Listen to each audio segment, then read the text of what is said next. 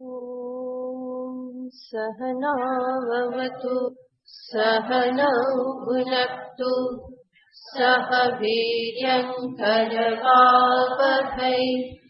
तेजस्विनावधीतमस्तु मा विद्विषावहै। ॐ शान्ति शान्ति शान्तिः।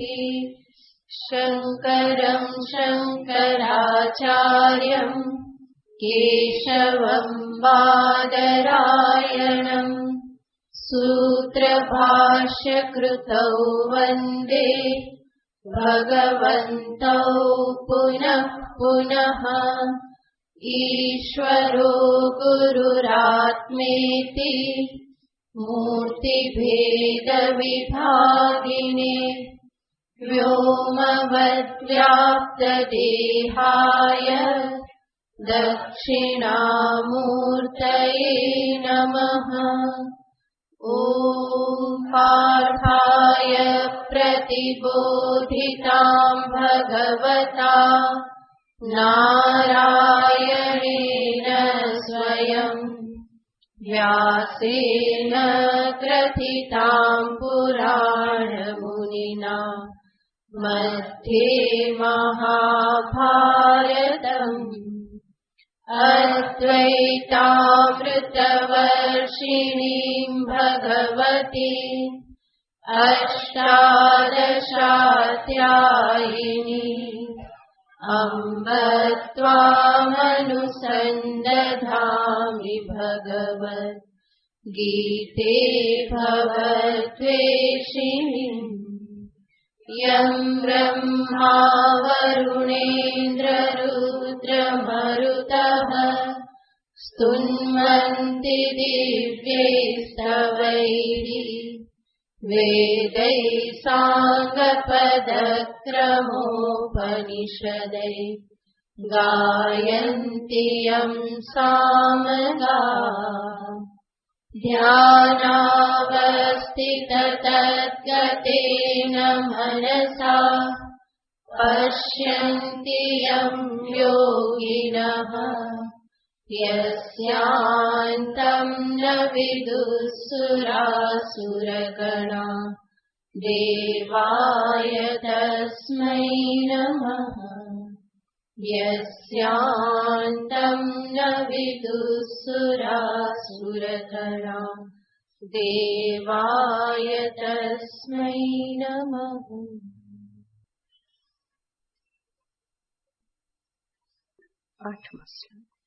श्रीभगवानुवाच नियतं कुरु कर्म त्वं कर्म ज्यायो ह्यकर्मणः शरीरयात्रापि च ते न प्रसिद्ध्येत कर्मणः यज्ञार्थात् कर्मणोऽन्यत्र लोकोऽयं कर्मबन्धनः तदर्थं कर्म कौन्तेय मुक्तसङ्गः समाचर सह यज्ञाः प्रजा सृष्ट्वा पुरोवाच प्रजापतिः अनेन प्रसविष्यत्वम् एषवोऽस्त्विष्टकामधुक् देवान् भावयतानेन ते देवा भावयन्तु वः परस्परं भावयन्तः श्रेयः परमवाप्स्यथ इष्टान् भोगान् हि वो देवा दास्यन्ते यज्ञभाविताः तैर्दत्तान् प्रदास्यन्ते यो भुङ्क्ते तेन एव सः।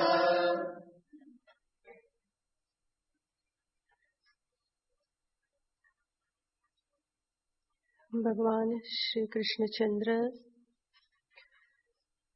અર્જુનને જીવનમાં કર્મ કરવાની કળાનો ઉપદેશ આપી રહ્યા છે. મનુષ્યનું જીવન અનેક કર્મોથી ભરેલું છે અને એ જે કંઈ પણ કર્મ કરે છે એના થકી જ આ સમસ્ત સંસાર જે છે એ ચાલી રહેલો છે. એવા કર્મ કે જે મનુષ્યના જીવનનું અવિભાજ્ય અંગ છે, એ કર્મને જો યોગ્ય રીતે કરતા શીખી લેવામાં આવે તો એ કર્મ મને સંસાર બંધનમાંથી છોડાવનારા નીવડે છે. પણ જો યોગ્ય રીતે ન કરું તો એ સંસાર બંધનને વધારે ને વધારે ઊભું કરનાર, દ્રઢ કરનાર બની રહેશે. ભગવાન અહીંયા અર્જુનને કહે છે કે અર્જુન, કર્મથી ભાગવાથી કોઈ સમસ્યાનું સમાધાન થવાનું નથી. તું જે યુદ્ધમાં જે સમસ્યા અનુભવી રહેલો છે એ સમસ્યાનું સમાધાન ભાગવાથી નહીં થાય. જે યુદ્ધ કર્મ તું અત્યારે મુશ્કેલી અનુભવી રહ્યો છો કરવામાં, એ કર્મ તારે કરવું જ રહ્યું. નિયતમ કુરુ કર્મત્વમ. તારું જે નિશ્ચિત કર્મ જે છે, કર્તવ્ય જે છે, એનું પાલન તારે કરવું જ રહ્યું. માત્ર ફેર એટલો જ છે કે એ કેવી રીતે કરવું એ તારે શીખવાનું છે. છોડી દેવું, ભાગી જવું, પલાયન વૃત્તિ કેળવવી એ કોઈ યોગ્ય સમાધાન નથી, બલકે મનુષ્યને એ શોભા પણ ન આપે કે પ્રાપ્ત પરિસ્થિતિથી ભાગી જવું. પરંતુ જે પરિસ્થિતિ, જે કર્તવ્ય કર્મ પ્રાપ્ત થયું છે એનું યથા યોગ્ય રીતે પાલન થવું જોઈએ. કેવી રીતે એનું પાલન કરું? તો ભગવાન એનો ઉપાય બતાવે છે કે તું તારા કર્મને કર્મયોગ બનાવી દે. અને કર્મયોગ કેવી રીતે બને? આપણે જોયેલું હતું કે કર્મને હું ચોક્કસ રીતિથી કરું, કર્મને હું યોગ્ય સમજદારી સાથે કરું તો મારું કર્મ જે છે એ કર્મયોગ બની રહે. અને આ સમજદારી કેવા પ્રકારની હોવી જોઈએ? તો કે સમજદારી એવા પ્રકારની હોવી જોઈએ કે જેના પરિણામે મારા અંતરના રાગ, દ્વેષ, કામ, ક્રોધ, દુરાગ્રહ, ખોટી માન્યતાઓ આ બધું દૂર થતું જાય. એવા પ્રકારની કોઈ સમજદારી મારે કેળવવી પડે અને એવી સમજદારી સાથે જ્યારે હું કર્મ કરું તો એ કર્મ મારા ચિત્તની શુદ્ધિનું સાધન બની જાય અને અંતે પરંપરાથી એ મારા માટે મોક્ષનું સાધન પણ બની રહે.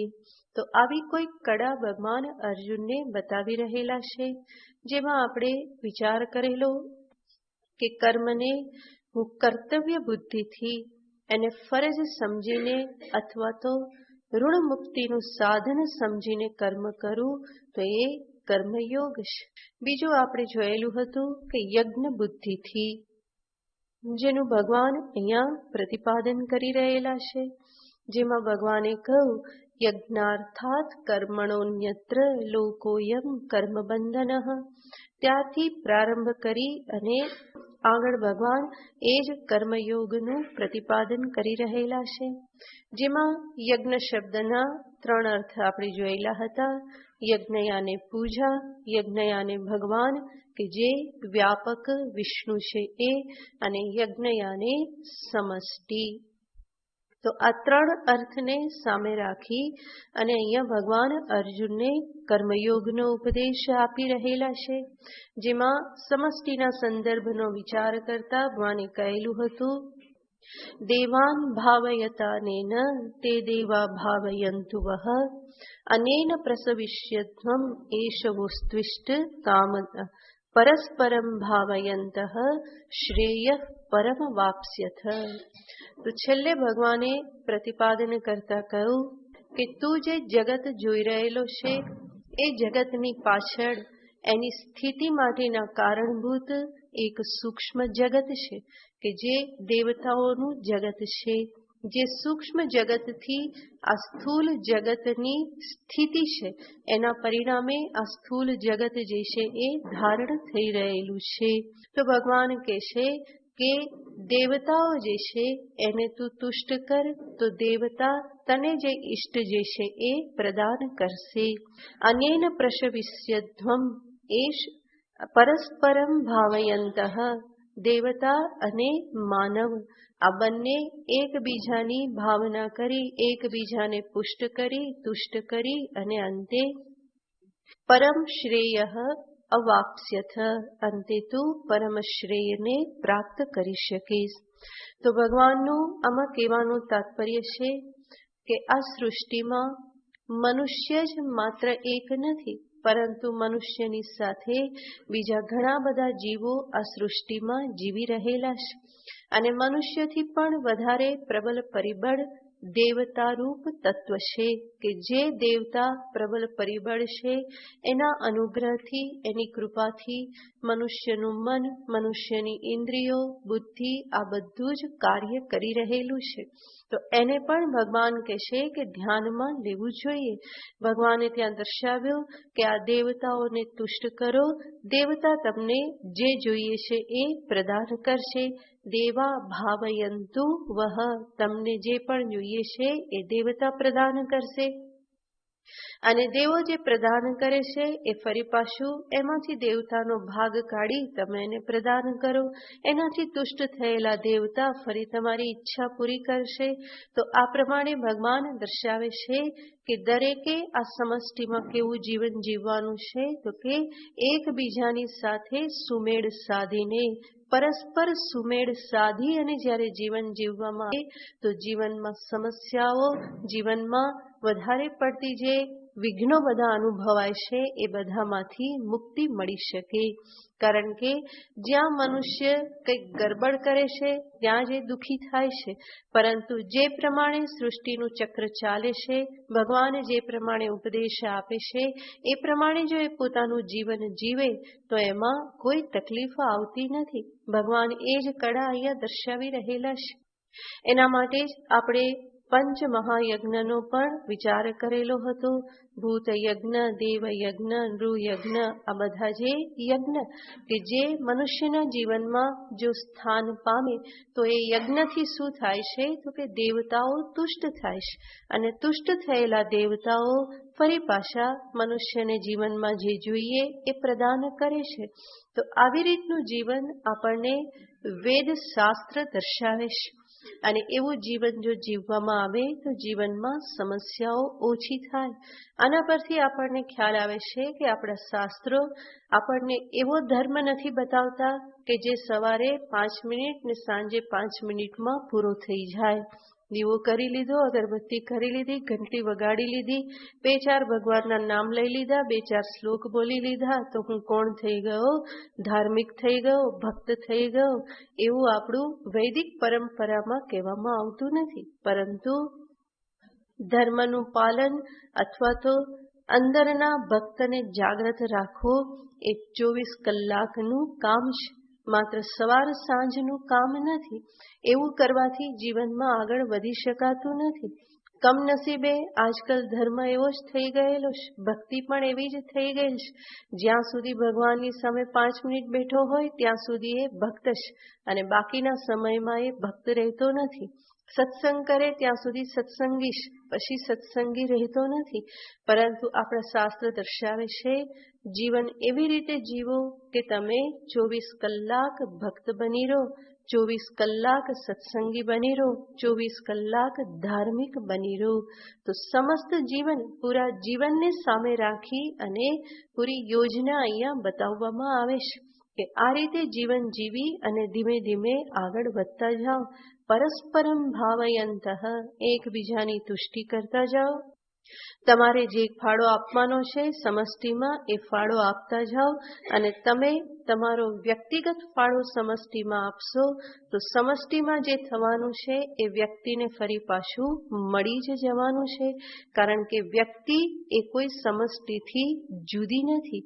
એટલા માટે સમષ્ટિ અને વ્યષ્ટિ એ બંને હંમેશા સંકળાયેલા છે. વ્યષ્ટિની જ સમષ્ટિ બનેલી છે. માટે વ્યષ્ટિ વ્યક્તિ જો યોગ્ય રીતે કાર્ય કરે તો એનો લાભ કોને મળે છે? સમષ્ટિને મળે છે. આખા જગતને એનો લાભ મળે છે. અને વ્યક્તિ જગતનું જ એક અંગ છે, માટે એને પોતાને પણ એનો લાભ મળવાનો જ છે. તો આ રીતે વ્યષ્ટિ અને સમષ્ટિ જે છે એ હળી મળીને રહે તો જીવનમાં સમસ્યાઓ ઓછી થાય, જગતમાં પણ સમસ્યાઓ ઓછી થાય, દુઃખ પણ ઓછું થાય. અને આવી રીતે જીવન જીવતા જીવતા ભગવાન કહેશે અંતરના રાગ દ્વેષ પણ ઓછા થાય છે. ધર્મ અર્થ કામને સામે રાખે અને યોગ્ય રીતે જીવન જીવે, વૈદિક પરંપરા અનુસાર વેદ જે પ્રમાણે ધર્મ બતાવે છે એને અનુરૂપ જીવન જીવે તો અંતરની શુદ્ધિ થાય અને અંતે પરમ શ્રેય મોક્ષ સુધી પણ એ પહોંચી શકે. તો ભગવાન અહીંયા બતાવવા માંગે છે કે મનુષ્યએ યજ્ઞમય જીવન જીવવું જોઈએ. આ સમષ્ટિ યજ્ઞને સામે રાખી સમષ્ટિનો વિચાર કરી અને હંમેશા જીવન જીવવું જોઈએ. અને તો એ રીતે વ્યષ્ટિ અને સમષ્ટિની વચ્ચે સુસંવાદિતા જળવાઈ રહેશે, સુમેળ જળવાઈ રહેશે. અને એનું ફળ બધી જ વ્યક્તિઓને પ્રાપ્ત થાય છે કે દરેકના મનમાં શાંતિ, સમાહિતતા પણ પ્રાપ્ત થાય છે. જે આ પ્રમાણે નથી કરતો, ભગવાન એને કહી દેશે કે એ કોણ છે? ચોર છે. જે બીજાને જે આપવાનું છે આપતો નથી, માત્ર પોતાના માટે જે સ્વાર્થપૂર્ણ જીવન જીવે છે એ તો ચોર છે. માટે છેલ્લે ભગવાને કહ્યું ઇષ્ટાન ભોગાન હિવો દેવાહા દાસ્યન્તે યજ્ઞ ભાવિતાહા. યજ્ઞ ભાવિતાહા દેવાહા યાને યજ્ઞથી તુષ્ટ થયેલા, પ્રસન્ન થયેલા, સંતુષ્ટ થયેલા એવા દેવતાઓ ઇષ્ટાન ભોગાન દાસ્યન્તે. એ બધા જે દેવતાઓ જે છે એ તને જે ઈષ્ટ જે છે એવા ભોગ તને પ્રદાન કરશે જો તું એમને તુષ્ટ કરીશ તો. એટલે કે જે દેવતાઓનો ભાગ જે છે એના માટે તું કાઢી લેશ તો. કારણ કે અંતે તો બધું ક્યાંથી પ્રાપ્ત થાય છે? દેવો તરફથી પ્રાપ્ત થાય છે. એમણે જેટલું આપ્યું એમાંથી ફરી મારે શું કરવાનું છે? તો કે એમના માટેનો ભાગ કાઢીને એમને અર્પણ કરવાનો છે. એમને જો હું અર્પણ ન કરું અને એમનેમ જ હું બધું ભોગવી લઉં તો ભગવાન કહેશે કે તું કોણ છે? ચોર છે. કારણ કે ચોર કોને કહેવાય? જે બીજાના અધિકારનું લઈ લે. એવી રીતે દેવતાઓનો જે અધિકાર છે એમનો ભાગ એને પ્રદાન કર્યા વગર તૈહિ દત્તાન, એમના બાળે જે કંઈ પણ મને આપવામાં આવેલું છે તાન એભ્યઃ અપ્રદાય, દેવતાઓને આપ્યા વગર જે ભોગવે એન એવ સહ, એ તો કોણ છે? તો કે ચોર જ છે. તો સમષ્ટિમાં જે વ્યવસ્થા જે છે એ કેવા પ્રકારની છે? તો કે મનુષ્ય યજ્ઞ ભાવનાથી કર્મ કરે. એ યજ્ઞ ભાવનાથી જે કંઈ પણ કર્મ કરે છે એનું ફળ એને પ્રાપ્ત થાય છે. હવે જે પણ ફળ પ્રાપ્ત થયું એમાંથી ફરી પાછી મનુષ્યની ફરજ શું થઈ જાય છે? તો કે સમષ્ટિ દેવતા માટે એમાંથી એ કંઈક ફાળો ફરી પાછો અલગ રાખે અને બાકીનું જે છે એ પોતે ભોગવે. પરંતુ પોતાના કર્મના પરિણામે સમષ્ટિ દેવતા તરફથી જે કંઈ પણ ફળ પ્રાપ્ત થયું એમાં ફરી એ દેવતાનો જો ફાળો ન કાઢે, એટલે કે આગળ જે પણ પંચયજ્ઞ કીધેલા છે એમાંનું એ કંઈ પણ ન કરે તો એ બધા દેવતાને માટે જ તો કરવાનું છે. ત્યાં દેવતા કોણ છે? તો કે વેદને માટે, ઋષિ મુનિઓને માટે, માતા પિતા પિતરોને માટે, અન્ય મનુષ્યને માટે, અથવા તો જીવ જંતુ પશુ પંક્ષી આ બધાને માટે ભૂત યજ્ઞ, આ બધા જે યજ્ઞ જે છે કોને ઉદ્દેશીને છે? આ બધા દેવતાઓ જ તો છે. સમષ્ટિ સ્થાનીય બધા દેવતાઓ છે. એમના માટે ભાગ ન કાઢે અને બધું પોતે જ આરોગી જાય, પોતાના જ ભોગને માટે વાપરે, તો ભગવાન કહેશે કે એ તો ચોર છે. વાસ્તવમાં જે આપવામાં આવ્યું છે એ કોના તરફથી આપવામાં આવ્યું? તો કે દેવો તરફથી, ભગવાન તરફથી ફળ આપવામાં આવ્યું છે. હવે જે આપવામાં આવ્યું છે એના બધા ઉપર વાસ્તવમાં અધિકાર કોનો છે? એનો જ છે. એટલા માટે જે છે તે બધું એનું જ છે, એણે મને આપેલું છે. છતાં પણ એ લોકો બધું માગી લેતા નથી. કેટલું માગે છે? થોડુંક જ માગે છે. અને થોડું પણ જો હું એના માટે અલગ ન રાખું તો પછી હું કોણ સિદ્ધ થઉં? ચોર સિદ્ધ થઉં.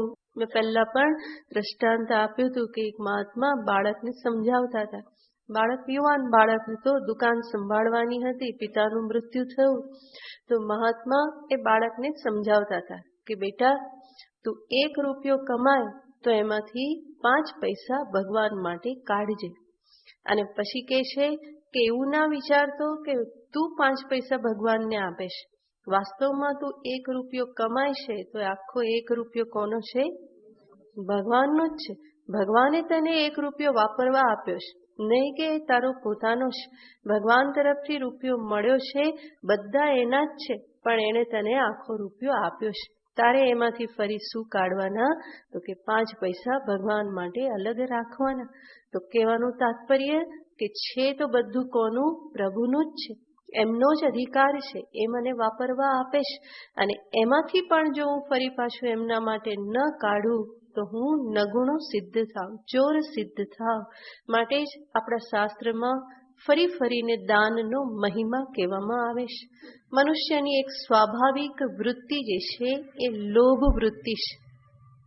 એક તો કંજૂસ વૃત્તિ, જે હોય એને વાપરવું નહીં, અને લોભ વૃત્તિ, વધારે ને વધારે મેળવવું, વધારે ને વધારે સ્વાર્થ સિદ્ધ કરવું. તો કંજુસાઈ અને લોભ એ મનુષ્યના સ્વભાવમાં વણાઈ ગયેલું છે. કારણ કે એને હંમેશા બિનસલામતી લાગે છે. ઇન્સિક્યોરિટીના કારણે એને લાગે છે કે પાસે હશે તો કામ લાગશે. એ કામ લાગશે કરતા બધું વ્યર્થ જતું રહેશે. એટલા માટે ભગવાન કહે છે કે થોડી મુઠ્ઠી ખોલ, તને બિનસલામતી લાગે તો કઈ નહીં, 90% તારી પાસે રાખ. કમસે કમ 10% તો તું વાપરતો થા સમષ્ટિને માટે, બીજાના માટે વાપરતો થા. તો આપણા શાસ્ત્રમાં વ્યવસ્થા છે કે જેટલું પણ કમાઈએ એના 10% શું કરવાનું? સમષ્ટિને માટે કાઢવાનું. સમષ્ટિને માટે ત્યારે અને કોના માટે? જે આગળ પંચયજ્ઞ દર્શાવવામાં આવેલા છે એમના માટે, વડીલો માટે, વૃદ્ધો માટે, માતા પિતાની સેવા માટે, માતા પિતા નથી પિતરોના કલ્યાણને અર્થે, એના ઉપરાંત જે પણ બીજાના વૃદ્ધ માતા પિતા છે એના માટે પણ વાપરી શકાય. હું પોતે બ્રહ્મયજ્ઞ ન કરી શકું, વેદાધ્યયન શાસ્ત્ર અધ્યયન ન કરી શકું, તો જે લોકો કરે છે એના માટે હું કંઈક દાન કરું તો પણ શું પ્રાપ્ત થશે? એનું પુણ્ય મને પ્રાપ્ત થશે. હું વેદાભ્યાસ ન કરી શકું, પરંતુ જ્યાં પણ વેદ અધ્યયન થઈ રહ્યું છે, શાસ્ત્ર સ્વાધ્યાય થઈ રહેલો છે, ત્યાં હું દાન કરું. એવી જ રીતે આજકાલ અતિથિ સેવા જેવું કંઈ નથી, તો જ્યાં પણ જરૂરિયાતવાળા મનુષ્યોને માટે કંઈક કાર્ય થઈ રહ્યું છે ત્યાં હું કંઈક દાન આપું. ભૂખ્યાને માટે, અંધને માટે, કે બીજા જે કોઈ પણ વિકલાંગ છે એના માટે. તો આ બધાને માટે હું કંઈક આપતો રહું, કંઈક કરતો રહું, તો એનો અર્થ શું થયો? હું સમષ્ટિમાં મારો ફાળો આપું છું. અને આમાંનું કંઈ હું ન કરું તો પછી એ સ્વાર્થપૂર્ણ જીવન થયું. અને ભગવાન કહે છે કે એ વન વે થઈ જાય તો એમાં કલ્યાણ નથી. કારણ કે આખું જગત જે છે એ ગીવ એન્ડ ટેક એ સિદ્ધાંત ઉપર જ ચાલી રહેલું છે. આપો અને ગ્રહણ કરો, અથવા ગ્રહણ કરો અને આપો. પહેલા અપાતું ના હોય તો કંઈ વાંધો નહીં, પહેલા ગ્રહણ કરો અને પછી આપો. આમ તો સિદ્ધાંત તો એ જ છે કે પહેલા આપો અને પછી ગ્રહણ કરો. પણ એવો બહુ જીવ ન ચાલે તો પહેલા શું કરો? પહેલા ગ્રહણ કરી લો, અને ગ્રહણ કર્યા પછી એમાંથી થોડું કાઢીને જરૂર આપો. તો આ જે ચાલી રહેલું જે છે જગત, આ જ સિદ્ધાંત પર ચાલે છે. અને એટલા માટે મારે એ રીતે જ જીવન જીવવું રહ્યું. જો એ રીતે હું જીવન ન જીવું તો ભગવાન કહેશે કે એ તો ચોર વૃત્તિ છે. બીજાના અધિકારનું તમે ગ્રહણ કરી લો તો એ ચોર વૃત્તિ છે અને ચોર બનવામાં ક્યારેય પણ કલ્યાણ હોઈ શકે નહીં. તો ભગવાન આ રીતે અહીંયા આ બતાવી રહેલા છે. હવે આગળ ભગવાન બતાવે છે આ જ કર્મ જે છે એ કર્મ મનુષ્યને માટે ચિત્ત શુદ્ધિનું સાધન બની શકે છે. તો આપણે બે પ્રકારે કર્મયોગનો વિચાર કર્યો. એક તો કર્તવ્ય પાલન કે ઋણ મુક્તિ, બીજું છે યજ્ઞ બુદ્ધિ. હવે ત્રીજો કર્મયોગનો એક પ્રકાર આવે છે, એનું ભગવાન આ શ્લોકમાં નિરૂપણ કરે છે, જે છે પ્રસાદ બુદ્ધિ. આપણે જાણીએ છીએ કર્મયોગમાં બે વિભાગ છે. એક તો હું કર્મ કરું એ, અને બીજું કર્મ કર્યા પછી જે કર્મ ફળ પ્રાપ્ત થાય એ. કર્મ કરતી વખતે ઈશ્વર અર્પણ બુદ્ધિ અને ફળ ગ્રહણ કરતી વખતે પ્રસાદ બુદ્ધિ. આ બે જ્યારે જીવનમાં આવે તો એને કર્મયોગ કહેવામાં આવે છે. અત્યાર સુધી ભગવાને કર્મનું પાસું દર્શાવ્યું કે કર્મ કેવી રીતે કરવું. હવે આ ત્રીજા વિભાગમાં ભગવાન મુખ્ય ભાર મૂકે છે કર્મફળનો સ્વીકાર કેવી રીતે કરવો, કર્મફળનો ભોગ કઈ રીતે. તો એને ભગવાન અહીંયા બતાવે છે પ્રસાદ બુદ્ધિ રાખીને. તો આગળના શ્લોકમાં ભગવાન એનું નિરૂપણ કરે છે. 13મો શ્લોક. યજ્ઞશિષ્ટાશિનઃ સંતો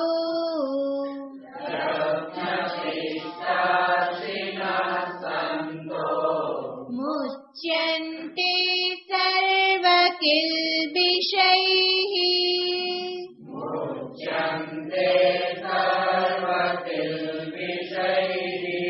ભુञ्जते ते त्वघं पापा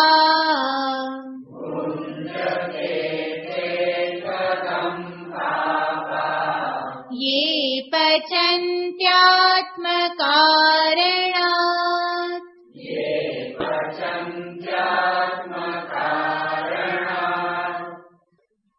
મુચ્યંતે સર્વ કિલ્બિષૈઃ. સર્વ પ્રકારના પાપથી મુક્ત થઈ જાય છે. આ જે ભગવાનના શબ્દ જે છે એનાથી જ સિદ્ધ થાય છે કે ભગવાન અહીંયા કર્મયોગને મુખ્ય રૂપે ચિત્ત શુદ્ધિના સાધન રૂપે બતાવે છે. યજ્ઞશિષ્ટા શિન સંતઃ. સંતઃ સજ્જન પુરુષો, સદગૃહસ્થ સજ્જન, એવા સંત પુરુષો, સાત્વિક મનુષ્યો કે જે કોણ છે યજ્ઞશિષ્ટા શિનઃ. યજ્ઞશિષ્ટ યાને યજ્ઞમાંથી બચેલું, યજ્ઞશિષ્ટ, અને અશિનઃ એને ખાનારા. યજ્ઞમાં બચેલું વધેલું જે છે એને ખાનારા, ભોગ કરનારા સજ્જનો સર્વ પાપોથી મુક્ત થઈ જાય છે. જ્યારે ભુञ्जते तु અઘમ પાપાહ. જ્યારે જે પાપી મનુષ્ય જે છે એ શું કરે છે તો કે ये આત્મકારણાત પચંતી તે અઘમ ભુञ्जते. જે પોતાના માટે જ માત્ર પકાવે છે એ વાસ્તવમાં શું ખાય છે તો કે છે તે પાપીઓ પાપને જ ખાય છે. આવા લોકો માટે ભગવાનનો બહુ આક્રોશ છે. આગળ તો કહી દીધું કે ચોર છે, એટલાથી સંતોષ ના થયો, એટલા માટે હવે શું કે છે એ બધા કોણ છે તો કે પાપીઓ છે. અને એ બધા પાપીઓ શું ખાય છે તો કે પાપને જ ખાય છે. પાપને જ ખાય છે એનો અર્થ શું? પાપ જ એકઠું કરે છે. એમના જીવનમાં દુઃખ જ દુઃખ હોય છે, કારણ કે પાપનું ફળ જ શું છે? દુઃખ છે. તો સર્વપ્રથમ ભગવાન કહે છે કે જે વહેંચીને ખાય છે એ લોકો કોણ છે? સજ્જન છે. અને એવા સજ્જન મનુષ્યો પાપથી મુક્ત થઈ જાય છે.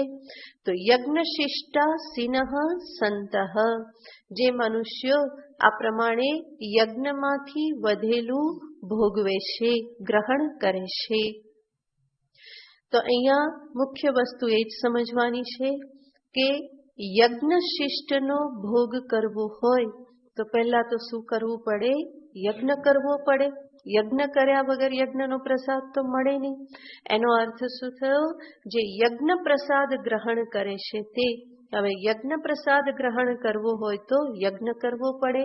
એનો અર્થ મારે મારા દરેક કર્મને શું બનાવવું પડે? યજ્ઞ બનાવવું પડે. અને તો જ મારા કર્મનું જે ફળ જે છે એ શું બને? યજ્ઞનો પ્રસાદ બને, યજ્ઞશિષ્ટ બને. તો યજ્ઞ એટલે માત્ર હવન એ અર્થમાં નથી. અગ્નિમાં કંઈક આહુતિ આપી અને ત્યારે જે પ્રસાદ વધ્યો એ અર્થમાં જ નથી. પણ આપણે આગળ પણ જોયું કે ભગવાન યજ્ઞ શબ્દ કોના માટે વાપરે છે? કર્મ માટે વાપરે છે. જે કર્મથી અંતરની શુદ્ધિ થાય, જે કર્મથી સમષ્ટિનું કલ્યાણ થાય, જે કર્મથી ધર્મની અભિવૃદ્ધિ થાય, ધર્મની રક્ષા થાય, જે કર્મથી અધર્મનો નાશ થાય, આ બધા કર્મને શું કહેવામાં આવે છે? યજ્ઞ કર્મ કહેવામાં આવે છે. તો હું મારું દરેક કર્મ જો યજ્ઞ બનાવું તો મારા કર્મનું ફળ પણ શું બની રહે? યજ્ઞનો પ્રસાદ બની રહે. મારે યજ્ઞ પ્રસાદ ગ્રહણ કરવો હોય તો સર્વપ્રથમ મારે સુધારો ક્યાં કરવો પડશે? કર્મમાં સુધારો કરવો પડે અને કર્મને યજ્ઞ બનાવવું પડે. કર્મને યજ્ઞ બનાવવું એનો અર્થ શું? સ્વાર્થનો ત્યાગ કરી સમષ્ટિના હિતમાં હોય એવું કર્મ હું કરું. અને સાથે સાથે કર્મ કરતી વખતે ઈશ્વર અર્પણ ભાવના પણ રાખું કે આ કર્મથી હું શું કરું છું? ઈશ્વરની આરાધના કરું છું. અને એ જ ઈશ્વરની આરાધના રૂપ કર્મ એ કેવું બની રહે? તો કે સમષ્ટિના હિત માટે એ કર્મ બની રહે. તો ત્યાં જીવના અભિમાનને કોઈ સ્થાન રહેતું નથી, કારણ કે ઈશ્વર માટે કર્મ કરું છું. અને સાથે સાથે જીવના સ્વાર્થને પણ સ્થાન રહેતું નથી, કારણ કે સમષ્ટિના હિત માટે કર્મ કરું છું. અને જ્યાં અભિમાન અને સ્વાર્થની ગંધ ન હોય તો જરૂર અંતઃકરણ શુદ્ધ થાય જ. રાગ દ્વેષ જે છે એ બધા શિથિલ થતા જ જાય. આ અભિમાન અને સ્વાર્થ જે છે એના થકી જ અહમતા મમતાની પકડ વધારે જોર પકડે છે. અને એ જો ઓછા થાય તો અહંકાર મમકાર પણ કેવા થઈ જાય છે? શિથિલ થાય છે. અને અહંકાર મમકાર શિથિલ થાય તો રાગ દ્વેષ પણ શિથિલ થાય. રાગ દ્વેષ શિથિલ થયા તો કામ ક્રોધ પણ ઓછા થાય. તો આખી પ્રક્રિયા એ એવી પ્રક્રિયા છે કે જે મનુષ્યના ચિત્તને શુદ્ધ કરતી જાય છે. મુચ્યંતે સર્વ કિલ્બિષૈહિ, મારા રાગ દ્વેષ જેટલા તીવ્ર એટલી જ મારી પ્રતિક્રિયાઓ પણ તીવ્ર થાય. અને જ્યાં પ્રતિક્રિયાઓ તીવ્ર હોય તો ત્યાં દુઃખ તો જરૂર પ્રાપ્ત થવાનું જ છે. શાંત સમાહિત મન જે છે ત્યાં જ હંમેશા સુખ હોય, આનંદ હોય. અશાંત અસમાહિત આવી તીવ્ર પ્રતિક્રિયાઓથી યુક્ત મન જે છે ત્યાં ક્યારેય પણ શાંતિ પ્રાપ્ત થઈ શકે નહીં. તો યજ્ઞ ભાવનાથી જે કરેલું કર્મ જે છે એ કર્મના પરિપાકે જ અંતર શુદ્ધ થાય છે. અને જે કર્મ ફળનો ભોગ હું કરું એ ભોગ કાલે પણ જ્યારે પ્રસાદ બુદ્ધિ રે વહેંચીને જ્યારે ભોગવું તો એ ભોગ પણ મારામાં વિષયાસક્તિ ઉત્પન્ન કરતો નથી. સર્વત્ર પ્રસાદ બુદ્ધિ પ્રાપ્ત થાય છે. અને ઈશ્વરનો પ્રસાદ જ્યારે પ્રસાદ રૂપે ગ્રહણ કરવામાં આવે તો એ ભોગ બુદ્ધિ વધારતો નથી, બલકી અંતરને શુદ્ધ કરનારો બની રહેશે. ભોગ બુદ્ધિથી જરૂર મને ભેદ જણાય. ભગવાનના મંદિરમાં જવું અને ત્યાં પણ જો ભોગ બુદ્ધિ હોય તો લાડુ અને તુલસી દલમાં ભેદ દેખાશે. ચર્મચક્ષુથી ભોગ બુદ્ધિથી તરત જ દેખાશે કે આ શું છે, લાડુ છે અને આ તુલસી છે. પરંતુ જ્યારે હું ભાવ ચક્ષુથી જોઉં, ભક્તિના ચક્ષુથી જોઉં, તો લાડુ અને તુલસી બંને શું છે, પ્રસાદ જ છે. તો બંનેમાં કોઈ ભેદ રહેતો નથી. તો ભોગ બુદ્ધિથી આ પ્રમાણે ભેદ જણાય અને ભોગ બુદ્ધિ વિષયાસક્તિને વધારે છે. પરંતુ જ્યારે પ્રસાદ બુદ્ધિ હોય તો ભોગ બુદ્ધિ નથી રહેતી, વિષયાસક્તિ વધવા માટેનું કોઈ કારણ પણ રહેતું નથી. અને આ મને મળ્યું, આ પેલાને મળ્યું, મને ના મળ્યું, પેલાને મળી ગયું, આવી પ્રકારની કોઈ હરીફાઈ પણ રહેતી નથી. પ્રસાદ મળ્યો એ જ બહુ અહોભાવ જગાડે છે. પ્રસાદમાં શું મળ્યું એના પર દ્રષ્ટિ રહેતી નથી, પરંતુ જે મળ્યું એ પ્રભુનો પ્રસાદ છે એવો જ ભાવ જ્યારે રહે તો પછી ફળ પ્રત્યેનો દુરાગ્રહ જે છે એ પણ છૂટતો જાય છે. જેવી રીતે ભક્તિભાવથી આ પ્રમાણે થાય છે, એવી જ રીતે યોગ્ય સમજદારીથી સર્વત્ર પ્રસાદ બુદ્ધિ પ્રાપ્ત થાય છે. માટે કર્મફળ સ્વરૂપે જીવનમાં જે કંઈ પણ પ્રાપ્ત થાય છે એમાં કોઈ ફરિયાદ આ ભક્તને, કર્મયોગીને રહેતી નથી. રાજી હે હમ ઉસી મેં જિસમેં તેરી રજા હે. ભગવાનની મરજીમાં પોતાની મરજી મેળવી દે છે.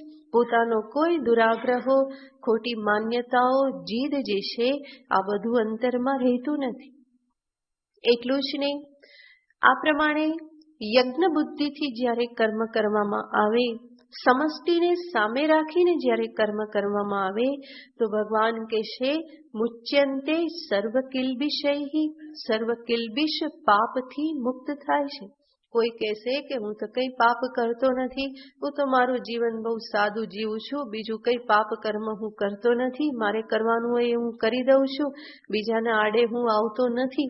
આ પ્રમાણે કોઈ કહેતું હોય તો એને પણ સમજવું પડે કે ક્યારેય બીજાના આડે આવ્યા વગર જીવન જીવી શકાતું નથી. ક્યાંક ને ક્યાંક તો આપણે આડા આવતા જ હોઈએ છીએ. કીડી મકોડાને પૂછી જોજો કેટલા આડા આવીએ છીએ. એ બધા બોલતા થઈ જાય તો ખબર પડે કે પછી પશુઓને પૂછી જોજો કે આ મનુષ્ય તેના જીવનમાં કેટલો આડો આવે છે, કેટલો વચ્ચે એ ડખા કરે છે. તો આ બધાને ખબર છે કે કેટલી બધી તકલીફ થાય છે. અને હું એવું માનું કે ભાઈ હું તો કોઈને આડો આવતો નથી, તો એ ખોટું અભિમાન છે. મનુષ્ય અજાણતા પ્રમાદના કારણે પણ ઘણા બધા પાપ કરી બેસે છે. એટલા માટે જ પંચયજ્ઞ દર્શાવવામાં આવ્યા કે આ અજાણતા પ્રમાદથી જે પાપ થાય છે અથવા તો જે અનિવાર્ય પાપ જેને કરવા જ પડે છે એવા પાપ જે થઈ જાય છે એમાંથી મુક્તિ મળે એટલા માટે જ પંચ મહાયજ્ઞ બતાવવામાં આવેલા છે. જે કરવામાં આવે તો મુચ્યંતે સર્વ કિલ્બિષૈહિ. આ બધું ધ્યાનમાં રાખીને જ શાસ્ત્ર આપણને આ બધો ઉપદેશ આપે છે. માટે પોતાની બુદ્ધિથી ખોટું અભિમાન ધારણ કરવાનું ના હોય કે હું તો મારું કર્મ કરું છું, કોઈને આડો આવતો નથી, કોઈનું અધિકારનું લેતો નથી. પરંતુ મનુષ્યએ પોતાનું જીવન જીવવા માટે પણ ઘણા બધા જીવોને કષ્ટ આપવું જ પડતું હોય છે. અને એ બધું પાપ તો લાગે જ છે.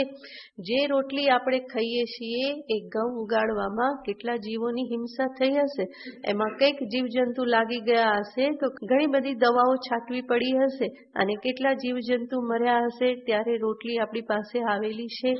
જે પાણીનો ઉપયોગ કરો છો એમાં કેટલા બધા જીવજંતુ હશે, એટલા માટે તો આટલા બધા ફિલ્ટર લાવવા પડે છે કારણ કે એ બધા મનુષ્યને હેરાન કરે છે. એ આપણને હેરાન કરે એની પહેલા આપણે શું કરી નાખીએ, ફિલ્ટર કરી નાખીએ કે ભાઈ અમારી પાસે તમે આવવા જોઈએ નહીં. તો આ બધું શું થાય છે, પાપ તો થાય જ છે. તો મનુષ્યને પોતાનું જીવન ધારણ કરવાને માટે પણ અનેક પ્રકારે જીવોની હિંસા કરવી જ પડે છે. સંપૂર્ણ અહિંસક જીવન જે છે એ સંભવ નથી. એને હરવા ફરવા માટે પણ જોઈએ તો નીચે કેટલા કીડી મકોડા અંદર બધા દબાઈ જતા હશે. તમે કહો ના હું તો ચાલતો જ નથી, ગાડીમાં જ જાઉં, તો ગાડી નીચે કેટલા બધા એ બધા આવી જ જવાના છે. ક્યાં નીચે જોઈને ચાલવાના છીએ કે નીચે જોઈને તમે સ્કૂટર ચલાવી ના શકો, નીચે જોવા જાઓ તો તમે ખતમ થઈ જાઓ. તો એ સંભવ નથી. સ્કૂટર ચલાવો, કાર ચલાવો, ત્યાં ક્યાં જોવું પડે? સામે જોવું પડે. તો નીચે તો નજર થઈ શકતી નથી, તો નીચે તો જોઈ શકાતું નથી. તો ઘણા બધા જીવો ત્યાં મરી જ જતા હશે. એ બધા શેના કારણે મળ્યા?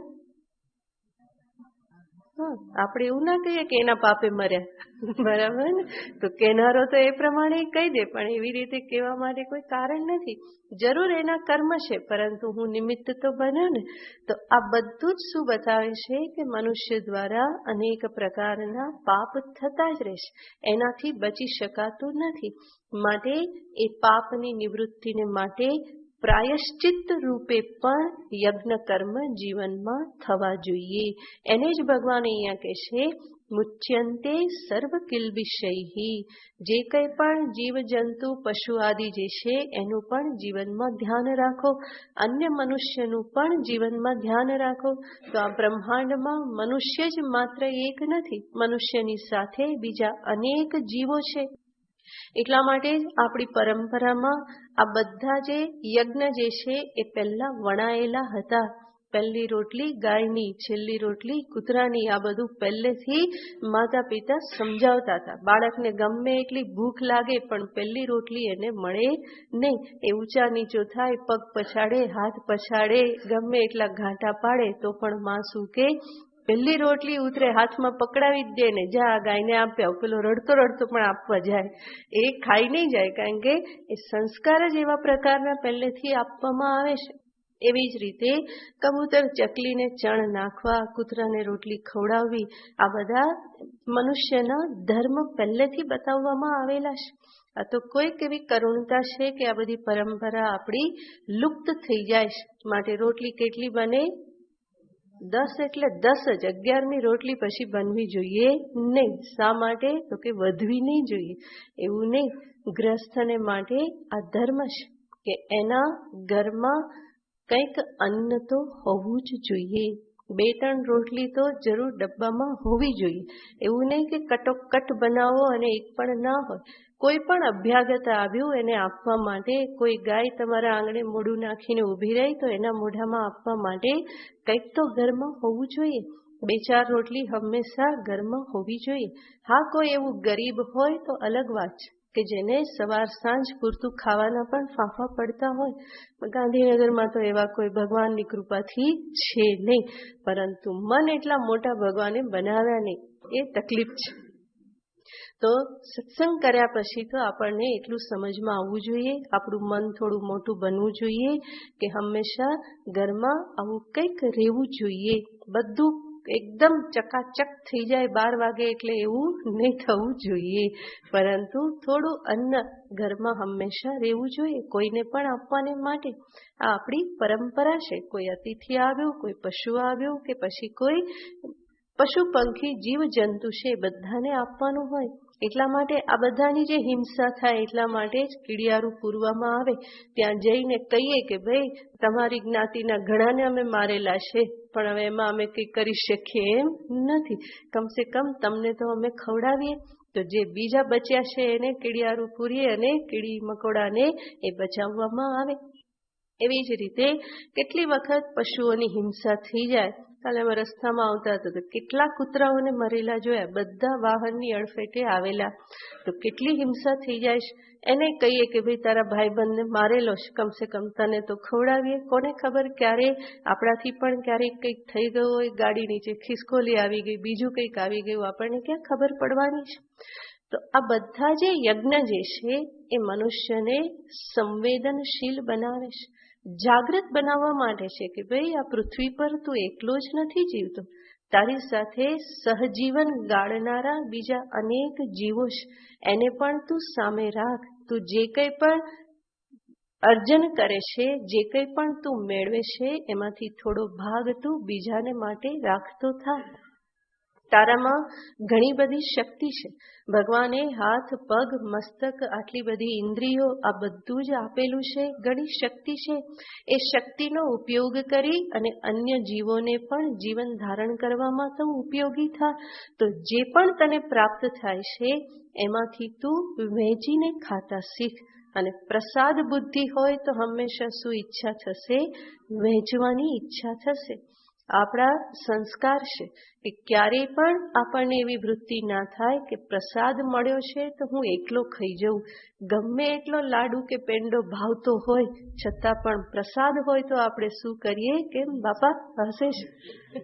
પેંડાનું નામ આવતાની સાથે હસે છે. કરશન બાપાને પેંડા બહુ ભાવે. તો એ ભાવે તો પણ પ્રસાદમાં જ્યારે મળ્યું હોય ત્યારે એવી વૃત્તિ નહીં થાય કે હું એકલો ખાઈ જાઉં, પરંતુ હંમેશા એવું થાય કે વધારે ને વધારે લોકોને પ્રસાદ પ્રાપ્ત થાય. તો એવી જ રીતે જે કંઈ પણ જીવનમાં હું પ્રાપ્ત કરું છું એ બધામાં જો પ્રસાદ બુદ્ધિ હોય તો મને શું ઈચ્છા થશે?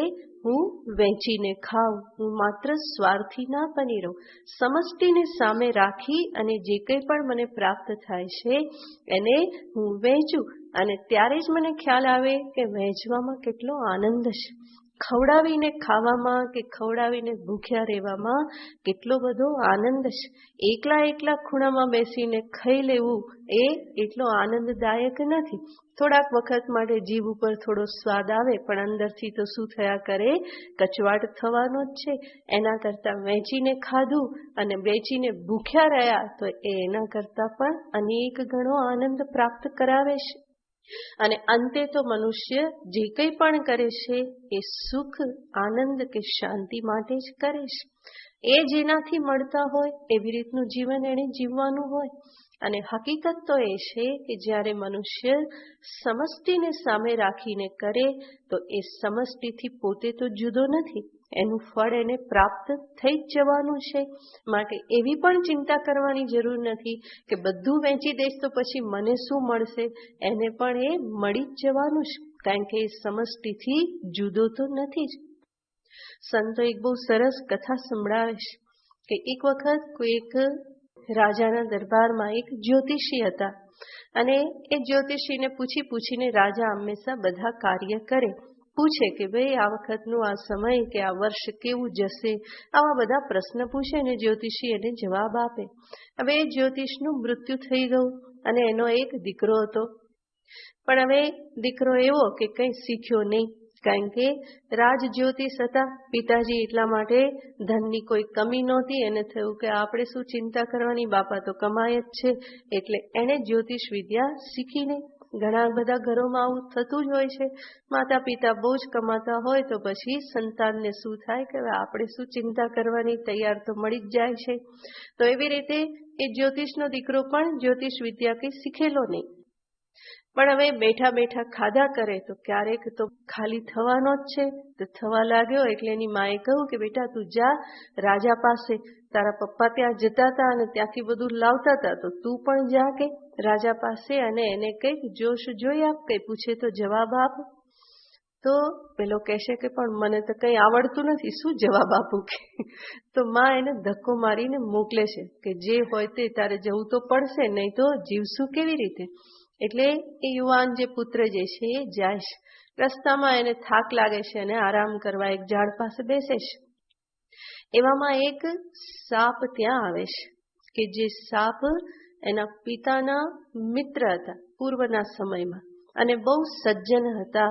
બલકી એ બહુ જ સદવૃત્તિથી જીવનારા હતા, બલકી સિદ્ધ યોગી જેવા હતા. એટલા માટે જ એમણે પોતે સર્પનું સ્વરૂપ ધારણ કરી લીધેલું હતું, બધાથી બચવા માટે, માણસથી બચવા માટે ખાસ તો કારણ કે માણસ કોને છોડે તો કે એને જ મોટે ભાગે છોડી શકે, એનાથી થોડો ડરે, જાય નહીં. પણ એ જોકે એને પકડી લે છે, માણસનું તો ભલું પૂછું. પણ એમને સર્પ રૂપ ધારણ કર્યું હતું, સિદ્ધ યોગી હતા. તો એ એની પાસે આવ્યા અને પૂછે છે કે ભાઈ તું ક્યાં જાય છે? તો કે રાજા પાસે જઉં છું. તો કે પણ એ પ્રશ્ન પૂછશે તો શું જવાબ આપીશ? તો કે મને પ્રશ્ને ખબર નથી, જવાબે ખબર નથી. શું પૂછશે એ ખબર નથી અને જવાબ શું આપીશ એ પણ ખબર નથી. કે ત્યારે સર્પ કહેશે, જે માનવની ભાષા બોલતો હતો, એ કહેશે કે તારા પિતા મારા મિત્ર હતા, એટલે તારું હિત જોઈને હું કહું છું કે રાજા તને પ્રશ્ન પૂછશે. શું પૂછશે? તો કે આવું પૂછશે કે આ વર્ષ કેવું રહેશે? તો કે સારું, કે પણ કે એનો જવાબ શું આપું?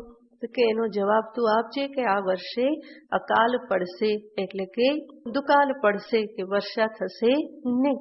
બધે ખૂબ ગરમી જ પડશે, વરસાદ આવશે નહીં. તો કે બીજો પ્રશ્ન પૂછશે તો, એટલે સર્પ કહેશે કે તારે કહી દેવાનું રાજાને કે હું એક જ પ્રશ્નનો જવાબ આપીશ 1 વર્ષમાં, બીજો પ્રશ્ન મને નહીં પૂછવાનો. તો કે સારું. ગયો રાજા પાસે, રાજાએ પૂછ્યું, એને કહ્યું કે વાહ તું આવ્યો, બહુ સારું થયું, કે તારા પિતા તો આવતા હતા ને હું એને પૂછતો હતો, તું તો દેખાતો નહોતો, બહુ સારું થયું તું આવ્યો. તો પૂછે છે કે આ વર્ષ કેવું જશે? તો એ પુત્ર જવાબ આપે છે કે આ વર્ષે અકાલ દુષ્કાળ પડશે, વર્ષા નહીં થાય, કે ચારે બાજુ ગરમી જ રહેશે, આવું એને કહ્યું. બીજો પ્રશ્ન પૂછવા જાય તો કે હું એક જ નો જવાબ આપીશ, બીજો પૂછવો હોય તો આવતા વર્ષે પૂછવાનો. તો રાજા કે સારું એમ કહ્યું. અને રાજાએ કહ્યું કે પણ તે કહ્યું એની ખાતરી શું? તો કે ખાતરી તો કઈ નહીં, જ્યોતિષ તો શું ખાતરી આપે, કે જે જોશ જુએ એ પ્રમાણે કહે છે. કે તો કે તું અહીંયા રે એટલે મને ખબર પડે તે કીધું એ સાચું છે કે કેવું છે. એટલે એ ત્યાં રહી ગયો. અને હકીકત એવી જ થઈ કે એ વર્ષે વરસાદ આવ્યો નહીં, દુકાળ પડ્યો, ખૂબ ગરમી પડી. તો રાજા એ પુત્રના આ જોશથી ખુશ થઈ અને એને ધન આપે છે. પછી એ ત્યાંથી નીકળે છે. તો એના મનમાં ફરી પાપ આવ્યું કે આ સાપ જે છે ઉત્તર તો બહુ સાચો આપે છે, આજ તો મને ઉત્તર આપ્યો, કાલ બીજાને આપી દેશે, કે એવું કરે એના કરતા એને મારી નાખવો સારો. એટલા માટે સાપની જ્યાં બાંબી હતી, જે શું કહેવાય એને દર જે હતું, ત્યાં બધામાં એને લાકડી ખોસી દીધી અને આગ લગાડી દીધી, અને એમ કે આ સાપ મરી જાય, કારણ કે બીજાને ફરી પાછો જવાબ આપતો રહે ને. અને ત્યાંથી એ આગળ જતો રહ્યો. પણ ફરી પાછું 1 વર્ષ ધન ચાલ્યું, બીજા વર્ષે તો ખતમ થઈ ગયું. ફરી રાજા પાસે જવા નીકળ્યો એ. ત્યારે એને થયું કે હવે સાપને તો મારી નાખ્યો, હવે બીજો પ્રશ્ન શું પૂછશે, કે આવો જ પ્રશ્ન પૂછશે ને કે શું થશે, તો હું એ ઉત્તર આપી દઈશ કે શું થશે, દુષ્કાળ પડશે. કે તો આવો વિચાર કરતા કરતા નીકળે છે. ત્યાં ફરી પાછા પેલો સાપ હતો એની સામે આવે છે, સજ્જન હતા ને, તો ફરી પાછા એની સામે આવે છે અને કહે છે કે આ વર્ષે શું કરીશ? કે મને ખબર નથી કે શું પ્રશ્ન પૂછશે. તો કે એ જ પ્રશ્ન પૂછશે કે આ વર્ષ કેવું જશે? તો કે હું શું જવાબ આપું, એવું જ કહું ને કે અકાલ પડશે. તો કે ના, કે આ વખતે તારે જવાબ આપવો પડશે કે ખૂબ વરસાદ થશે, અતિવૃષ્ટિ થશે, કે આવો જવાબ આપજે. કે સારું. કે જાય છે, રાજાને એવો જવાબ આપે છે. અને એ વર્ષે ખરેખર શું થાય છે? અતિવૃષ્ટિ થાય છે. અતિવૃષ્ટિ થાય છે અને ત્યાંથી એ ફરી પાછો ધન લઈ અને નીકળે છે. ફરી પાછું એના પેટમાં પાપ આવ્યું કે હવે તો મને ખબર પડી ગઈ કે 1 વર્ષે શું થાય? દુષ્કાળ પડે. અને બીજા વર્ષે શું થાય? તો કે અતિવૃષ્ટિ થવાની, બહુ જ વરસાદ થાય. કે આ જ જવાબ આપવાનો, દર વર્ષે આવો પ્રશ્ન, ને આવી રીતે ફેરવતા જવાનું કે હવે આ સાપને જીવતો નહીં રહેવા દેવો જોઈએ, કારણ કે બીજાને બતાવી દેશે તો પછી મારો ધંધો નહીં ચાલે.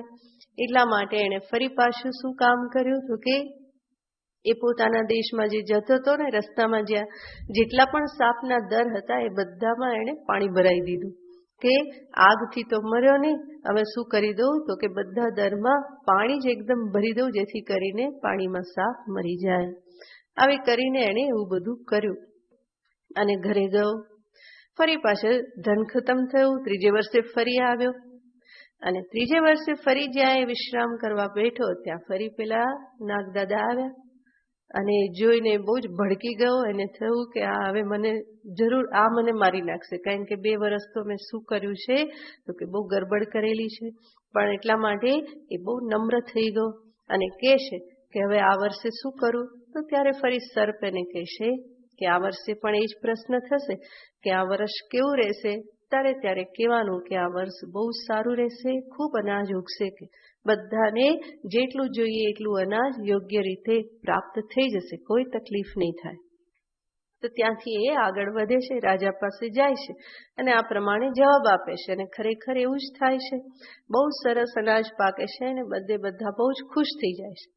ફરી પાછો આવે છે ત્યારે એને લાગ્યું કે હવે તો મારે આ સાપને શું કરવું જોઈએ, માફી માંગવી જોઈએ, એનું ધ્યાન રાખવું જોઈએ, કારણ કે આમાં તો કંઈ કહી શકાય એવું નથી. ક્યારે દુષ્કાળ પડે ને ક્યારે અતિવૃષ્ટિ થાય ને ક્યારે શું થાય. મારે તો આની દર વર્ષે જરૂર પડશે, માટે એ જીવતો રહે એ સારું. એટલા માટે એણે શું કર્યું તો કે ઘણું બધું દૂધ લઈને ગયો અને પેલા સર્પને અને એના બધા પરિવારને ભરપેટ દૂધ પીવડાવ્યું અને એને પ્રસન્ન કર્યા. દૂધ પીવડાવ્યું તો પેલા સર્પે બધા પરિવારે દૂધ પી લીધું અને જે સર્પ દાદા હતા એ ચાલતા થઈ ગયા. ત્યારે પેલો યુવાન જે કહેશે કે દૂધ પીવાથી તમે પ્રસન્ન થયા કે નહીં? કે હા, પ્રસન્ન થયો ને. કે પણ કે તમે મને કંઈ કીધું નહીં કે મેં 2 વર્ષ સુધી તમારી જોડે કેવો વ્યવહાર કર્યો, પણ કે તમે મને કંઈ ના કીધું કે આવું તે કેમ કર્યું. કે એટલે એ સર્પ જે છે બહુ સરસ ઉત્તર આપે છે કે એમાં કહેવાનું શું હોય કે જે સમષ્ટિને મળે એ વ્યષ્ટિને મળે. કે સમષ્ટિને જ્યારે અકાલ પડ્યો, ચારે બાજુ બહુ ગરમી પડી, ત્યારે મારા દરમાં પણ શું થયું, આગ લાગી. તે આગ લગાડી. કે અને જ્યારે સમષ્ટિને ખૂબ પાણી મળ્યું, ખૂબ અતિવૃષ્ટિ થઈ, ત્યારે મારા દરમાં પણ શું આવ્યું, ખૂબ પાણી આવ્યું. અને બધાને જ્યારે ખૂબ અનાજ સરસ રીતે મળ્યું, ત્યારે મને પણ શું મળી ગયું, દૂધ મળી ગયું. તો જે સમષ્ટિને મળે એ વ્યષ્ટિને મળી જ જાય છે. કે એમાં વધારે મારે વિચાર શું કરવાનો? ઈશ્વરનું જે વિધાન છે એના વિધાનને અનુરૂપ દરેકને જે પણ પ્રાપ્ત થવાનું હોય એ પ્રાપ્ત થતું રહેશે. એમાં તે કંઈ આમ કર્યું તેમ કર્યું એવો બળાપો કાઢવાથી કંઈ ફેર પડતો નથી. સમષ્ટિ જે દિશામાં ચાલે એને અનુરૂપ આપણે ચાલી નીકળવાનું હોય. હું એનો જ એક ભાગ છું. જો સમષ્ટિના બધી વ્યક્તિઓ પાપ કરે તો બધાને શું ભોગવવું પડે? દુઃખ ભોગવવું પડે. પુણ્ય કરે તો બધાને સુખ પ્રાપ્ત થાય. તો હું પણ સમષ્ટિનો જ એક ભાગ છું. હું પોતાને અલગ સમજતો નથી. તો આ શું બતાવે છે? જે સમષ્ટિને મળે એ કોને મળે છે? વ્યષ્ટિને મળે છે. અને સમષ્ટિ કોની બનેલી છે? વ્યષ્ટિની જ બનેલી છે. અને દરેક વ્યષ્ટિ પોતાનું યથાવત કર્મ કરે તો દરેકને શું મળી જાય? યથાવત ફળ મળી જાય. સમષ્ટિમાં બધું યથાવત ચાલે તો વ્યક્તિગત જીવનમાં પણ બધું કેવું ચાલે? યથાવત ચાલે. એમાં કોઈ ગડબડ થાય નહીં. તો ભગવાન અહીંયા એ જ બતાવી રહેલા છે કે તું સમષ્ટિથી અડગો થઈને ના ઊભો રહે, પરંતુ સમષ્ટિની સાથે મળીને ઊભો રહે. બીજાનો પણ વિચાર કર, બીજાને પણ આપતા શીખ, બીજાને પણ તું પોતાના માન. માત્ર તું ને તારો પરિવાર એવો સ્વાર્થી સંકુચિત થઈને જીવન ના જીવ, પરંતુ મનને ઉદાર રાખ. ઘણા બધાને સામે રાખીને બહુજન હિતાય બહુજન સુખાય તારું જીવન તું હંમેશા વિતાવતો રહે. કર્મ એવા કર કે જેના થકી લાભ કોને મળે? સમષ્ટિને લાભ મળે. માત્ર પોતાની વ્યક્તિગત સ્વાર્થને સામે રાખીને તું કર્મ કરે તો એ કોઈના પણ હિતમાં નથી. મનુષ્યની ઘણી બધી શોધ એવી છે કે જેનાથી શું થાય છે? મનુષ્યને ફાયદો છે, પરંતુ બીજા બધાને શું થાય છે? તો કે નુકસાન જ છે. અને આગળ જતા મનુષ્યને પણ શું થાય છે? નુકસાન જ થાય છે. શરૂઆતમાં ફાયદો દેખાય છે, પણ આગળ જતા શું છે? નુકસાન જ છે. તો ભગવાન અહીંયા બતાવવા માંગે છે કે યજ્ઞ કર્મ કર. તારા કર્મને તું યજ્ઞ બનાવ. અને યજ્ઞ કર્મનો અર્થ અનેકના હિતને સામે રાખીને કરવામાં આવેલું કર્મ. અને એવા કર્મ થકી જે કંઈ પણ ફળ મળે એ પણ શું બની રહેશે? પ્રસાદ બની રહેશે. ફરી એ પ્રસાદને પણ તું વેચીને ભોગવવાની વૃત્તિ રાખ. તો શું થશે? મુચ્યંતે સર્વ કિલ્બિષૈહી. સર્વ પ્રકારના પાપથી, જે અજાણતા, પ્રમાદથી, આળસથી જે પણ પાપ થઈ જાય છે એનાથી તું મુક્ત થઈશ. એનાથી મુચ્યંતે સંતઃ મુચ્યંતે સર્વ કિલ્બિષૈહી. પાપથી, કલ્મશથી, અશુદ્ધિથી મુક્ત થાય છે. અને ભુંજતે તે ત્વગમ પાપા. તું અગમ ભુંજતે.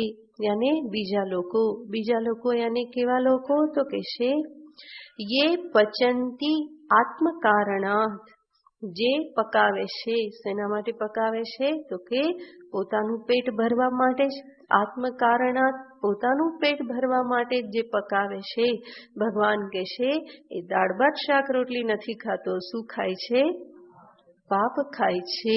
તો માત્ર ખાવાના જ અર્થમાં નહીં, પરંતુ સર્વ અર્થમાં આને લેવાનું કે જે માત્ર પોતાના માટે જ કમાય છે, એનાથી એ જે ભોગ ભોગવે છે એ વાસ્તવમાં શું ભોગવે છે? પાપ ભોગવે છે. કમાઓ, અર્જન કરો અને એમાંથી ફરી પાછું દાન કરો, બીજાના માટે વાપરતા શીખો. નહીં તો એનાથી જે કંઈ પણ ભોગ થશે એ શું થશે? પાપનો જ ભોગ થશે. અને પાપનો ભોગ થવો એનો અર્થ શું? એ પાપ ફરી પાછું કયા રૂપે આવે છે? સામે દુઃખ રૂપે આવે છે જીવનમાં. તો આજ તો ભગવાનનો એક બીજો નિયમ છે કે તમે જેવું વહેંચો એ ફરી પાછું હરીફરીને ક્યાં આવે છે? તમારી પાસે જ. આખું સર્કલ પૂરું કરીને ફરી પાછું ક્યાં પહોંચે? પોતાની પાસે જ પહોંચે. તમે દુઃખ વહેંચ્યું તો એક દુઃખ દળતું દળતું દળતું સર્કલ પૂરું કરીને ફરી પાછું ક્યાં આવી જાય? ત્યાં જ આવી જાય. તમે કોઈને સુખ આપ્યું, પ્રેમ આપ્યો, તો એ ફરી પાછો ફરતો ફરતો ક્યાં પહોંચે છે? ફરી આપની પાસે પહોંચે છે. તો એટલા માટે જ કહેવામાં આવે છે કે જેવું કરીએ એવું જ ફરી પાછું પ્રાપ્ત થાય છે.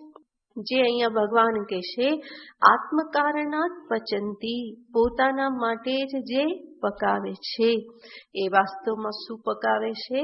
પાપને પકાવે છે. અને ખાય છે પણ શું? પાપને જ ખાય છે. કહેવાનો અર્થ છે કે આવો સ્વાર્થી મનુષ્ય એના જીવનમાં પાપની, દુઃખની જ વૃદ્ધિ કરે છે.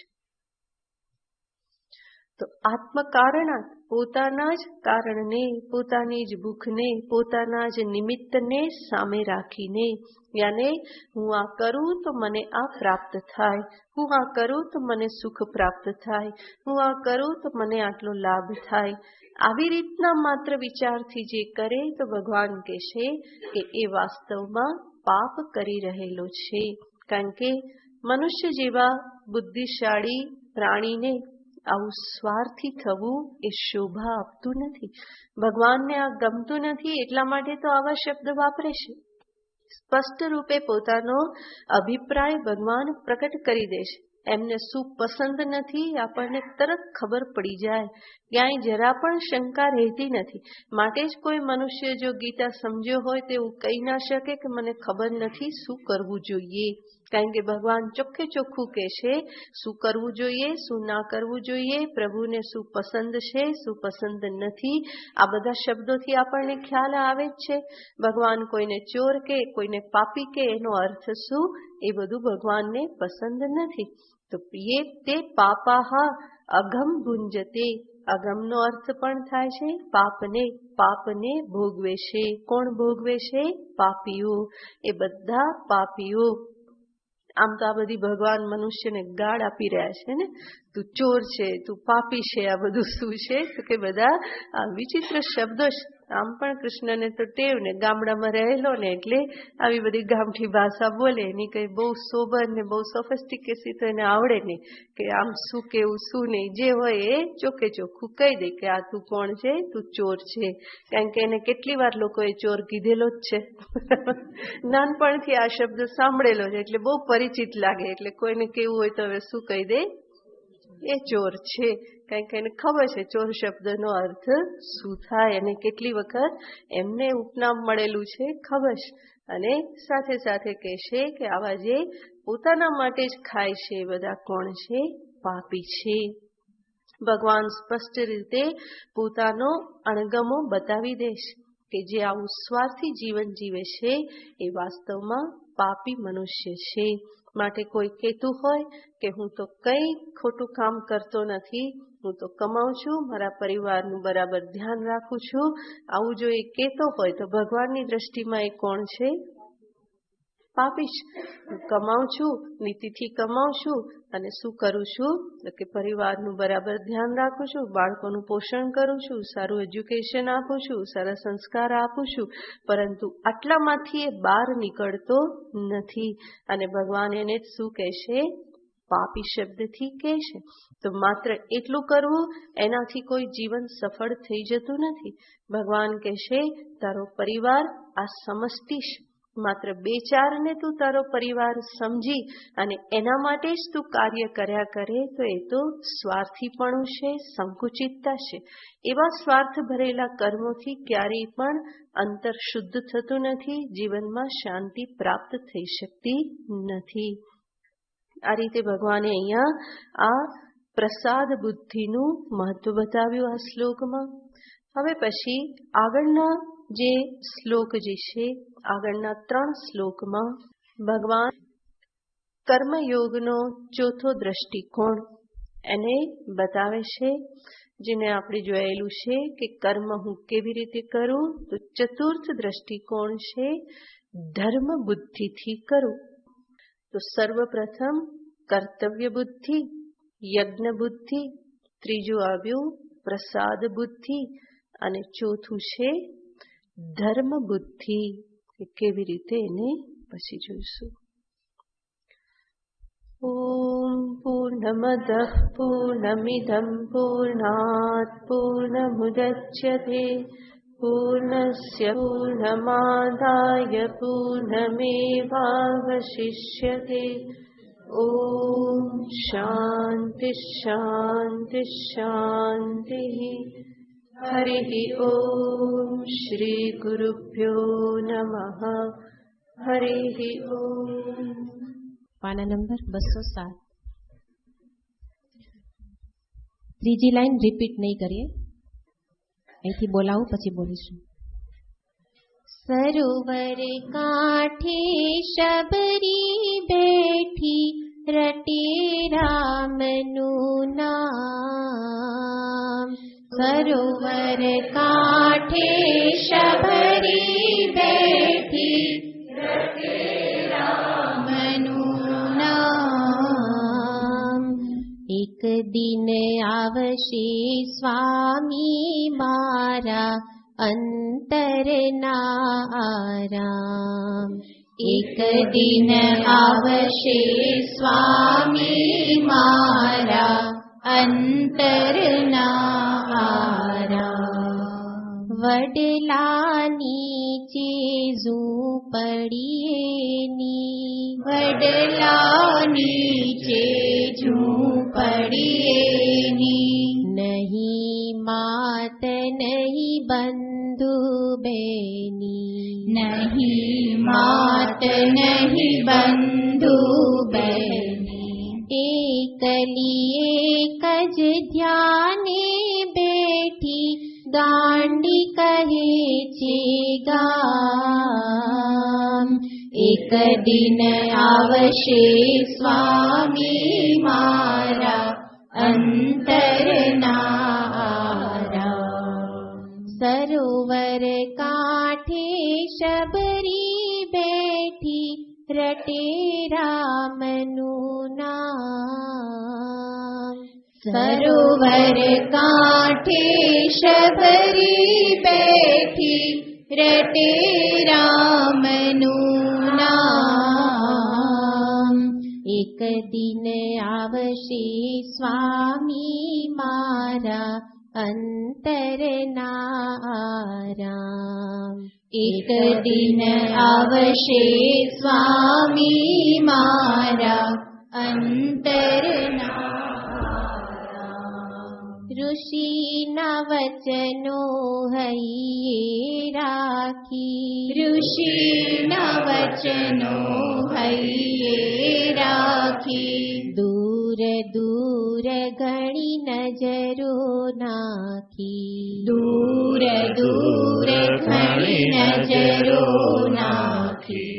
ફળ ફૂલ લાવે ભોગ ધરાવે કરતી એનું કામ.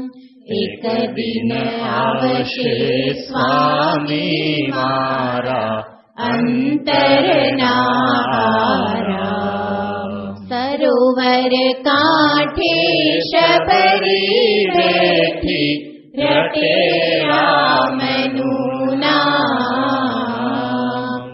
એક દિન આવશે સ્વામી મારા અંતરના આરામ. દિવસ માસ ને વરસો ગયા, દિવસ માસ ને વરસો ગયા, શબરીબાઈ તો ઘરડા થયા, શબરીબાઈ તો ઘરડા થયા. આશા જ્યોતિ જગમગતી ને સુકાયા હાડને ચામ. એક દિન આવશે સ્વામી મારા અંતરના આરામ. સરોવર કાંઠે શબરી બેઠી, રટે રામનું નામ. એક દિન આવશે સ્વામી મારા અંતરના આરામ. આજીવનમાં વેણું વાગે, આજીવનમાં વેણું વાગે, વસંત સેના નીકળી લાગી, વસંત સેના નીકળી લાગે. મીઠો મંદ સુગંધિત વાયુ વાતો ઠામો ઠામ. એક દિન આવશે સ્વામી મારા અંતરના આરામ. સરોવર કાંઠે શબરી બેઠી, રટે રામનું નામ. એક દિન આવશે સ્વામી મારા અંતરના આરામ. આજ પધાર્યા શબરીના સ્વામી, આજ પધાર્યા શબરીના સ્વામી. ધન્ય ધન્ય આજ શબરી પામી, ધન્ય ધન્ય આજ શબરી પામી. આશાઈની પાંગરીને મનડું થયું વિરામ. એક દિન આવશે સ્વામી મારા અંતરના આરામ. સરોવર કાંઠે શબરી બેઠી, રટે રામનું નામ. એક દિન આવશે સ્વામી મારા અંતરના આરામ. એક દિન આવશે સ્વામી મારા અંતરના આરામ. ગોવિંદા ગોવિંદા ભજ પ્યારે મન ગોવિંદા, ગોવિંદા ગોવિંદા ભજ પ્યારે મન ગોવિંદા. ગોવિંદા ગોવિંદા ભજ પ્યારે મન ગોવિંદા. ગોવિંદા ગોવિંદા ભજ પ્યારે મન ગોવિંદા. ભજવાસી પ્રિય ગોવિંદા, ભજ વિહારી ગોવિંદા. ભજવાસી ગોવિંદા, ભજ વિહારી ગોવિંદા. ભજવાસી પ્રિય ગોવિંદા, ભજ વિહારી ગોવિંદા. ભજવાસી પ્રિય ગોવિંદા, ભજ વિહારી ગોવિંદા. દેવકી વસુદેવ ગોવિંદા, નંદ યશોદા ગોપાલા. देवकी वसुदेव गोविन्द नन्द यशोदा गोपाला देवकी वसुदेव गोविन्द नन्द यशोदा गोपाला देवकी वसुदेव गोविन्द नन्द यशोदा गोपाला गोविन्द गोविन्द भज प्यारे मन गोविन्द गोविन्द गोविन्द भज प्यारे मन गोविन्द गोविन्द गोविन्द भज प्यारे मन गोविन्द गोविन्द गोविन्द भज प्यारे मन गोविन्द भजनारे प्रिय गोविन्द भजनारे प्रिय गोविन्द भजनारे प्रिय गोविन्द भजनारे प्रिय गोविन्द व्रजवल्लभ गोपाला व्रजवल्लभ गोपाला व्रजवल्लभ गोपाला व्रजवल्लभ गोपाला राधा प्राण गोविन्द भक्त जीवन गोपाला राधा प्राण गोविन्द भक्त जीवन गोपाला राधा प्राण गोविन्द भक्त जीवन गोपाला राधा प्राण गोविन्द भक्त जीवन गोपाला गोविन्द गोविन्द भज प्यारे मन गोविन्द गोविन्द गोविन्द भज प्यारे मन गोविन्द गोविन्द गोविन्द भज प्यारे मन गोविन्द गोविन्द गोविन्द भज प्यारे मन गोविन्द ब्रजवासी प्रिय गोविन्द ब्रज विहारी गोपाला व्रजवासी प्रिय गोविन्द व्रज विहारी गोपाला ब्रजवासी प्रिय गोविन्द ब्रज विहारी गोपाला व्रजवासी प्रिय गोविन्द व्रज विहारी गोपाला देवकी वसुदेव गोविन्द नन्द यशोदा गोपाला देवकी वसुदेव गोविन्द नन्द यशोदा गोपाला देवकी वसुदेव गोविन्द नन्द यशोदा गोपाला देवकी वसुदेव गोविन्द नन्द यशोदा गोपाला व्रजनारी प्रिय गोविन्द व्रजवल्लभ गोपाला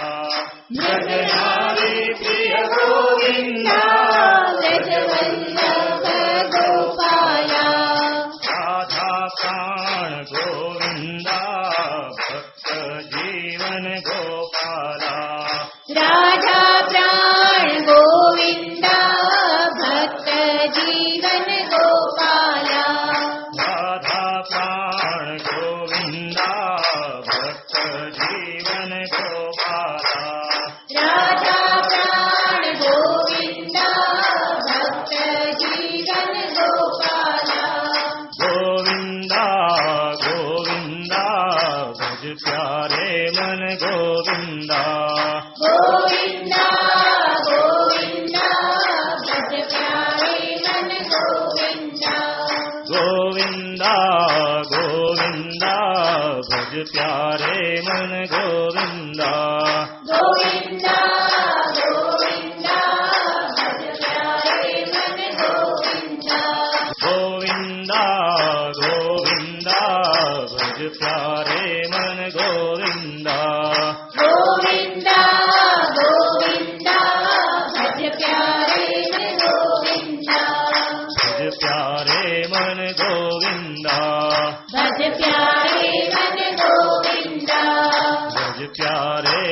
गोपाला भज प्यारे मन गोपाला भज प्यारे मन गोविंदा भज प्यारे मन गोविंदा भज प्यारे मन गोपाला भज प्यारे मन गोपाला भज प्यारे मन गोपाला भज प्यारे मन गोपाला।